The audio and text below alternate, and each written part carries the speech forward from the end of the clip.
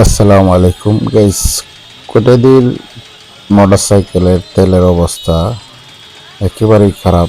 200 টাকা লিটার তেল পাওয়া যাচ্ছে না। এখন দেখেন কি অবস্থা পাম্পের মাঝে তেলের, কারণ 200 টাকা লিটারও তেল পাওয়া যাচ্ছে না। কোটাদির বাস স্ট্যান্ডের তেলের পাম্পের চিত্র কিছু তুলে ধরলাম। দেখেন কি অবস্থা মোটরসাইকেল নিয়ে।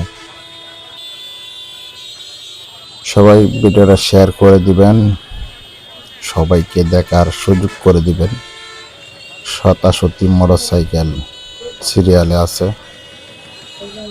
কিন্তু তেল পাওয়া যাচ্ছে না। 200 টাকা লিটারেও তেল পাওয়া যাচ্ছে না বর্তমানের অবস্থা। আর ভিডিওটা কে কোন জায়গাতে দেখতেছেন সবাই ভিডিওটা শেয়ার করবেন, কমেন্ট করবেন, সবাইকে দেখার সুযোগ করে দিবেন।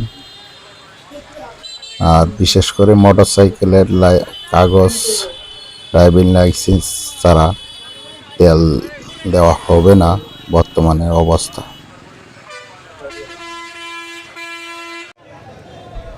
তেল নিতে হলে মোটরসাইকেলের কাগজপাতি ঠিক থাকতে হবে, নিজস্ব লাইসেন্স থাকতে হবে। তেল নিতে পারবেন 2 লিটার করে। যারা লাইসেন্স,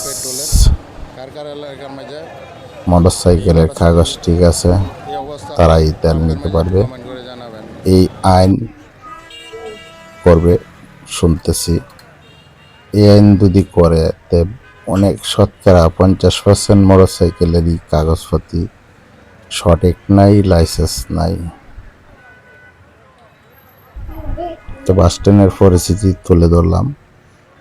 কে কোন জায়গা থেকে দেখতেছেন সবাই শেয়ার করবেন, আর ভিডিওটা বেশি বেশি শেয়ার করবেন, কমেন্ট করে জানাবেন। এটা হচ্ছে তেলের পাম্পের সিরিয়ালের চিত্রটা তুলে ধরলাম। তেল নিতে হলে শুনতেছি, তেল নিতে হলে মোটরসাইকেলের কাগজ লাগবে, ড্রাইভিং লাইসেন্স লাগবে।